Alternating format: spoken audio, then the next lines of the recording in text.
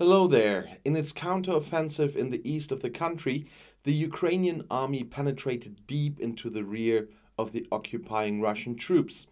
President Volodymyr Zelenskyy confirmed on Thursday evening the recapture of the district town of Balakliya in the Kharkiv region. The army has liberated more than 1,000 square kilometers of Ukraine since early September, he said in his video address.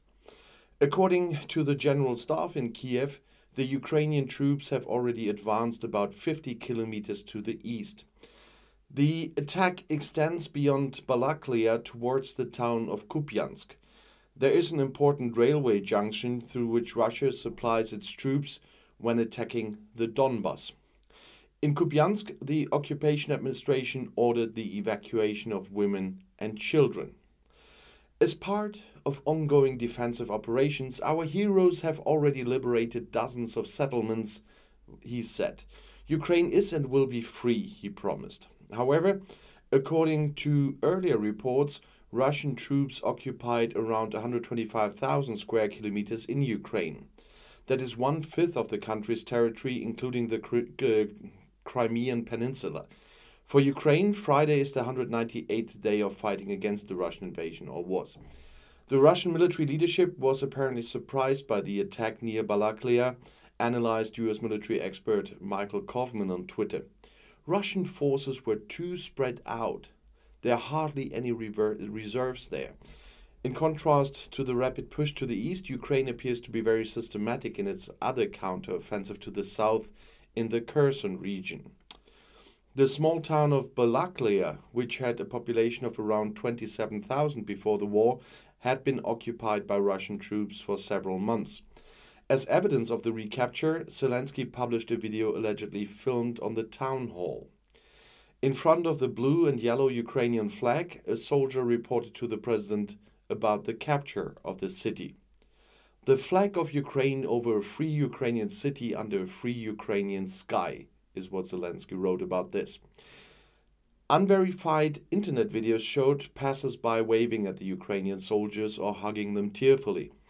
The administration used by Russia for the conquered areas around Kharkiv claimed that Balakliya and the town of Shevchenkove were still under Russian control. The Interfax agency reported that reserves were going into battle, citing the head of administration, Andrei Alexeyenko. The information was not independently verifiable. Ukraine is demanding compensation from Russia for the destruction caused by the war of aggression.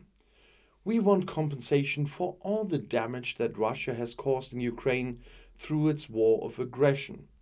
Justice Minister Malyuska told the newspapers of the German Funke media group on Friday. The damage Ukraine suffered from the Russian invasion is now estimated to be much higher, but the sum of $300 billion mentioned corresponds to the balances of the Russian National Bank in the G7 countries, which were frozen as part of the sanctions.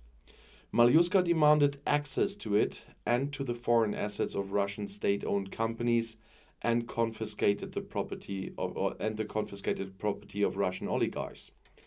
Germany should provide information on how much Russian wealth is parked here, the minister said.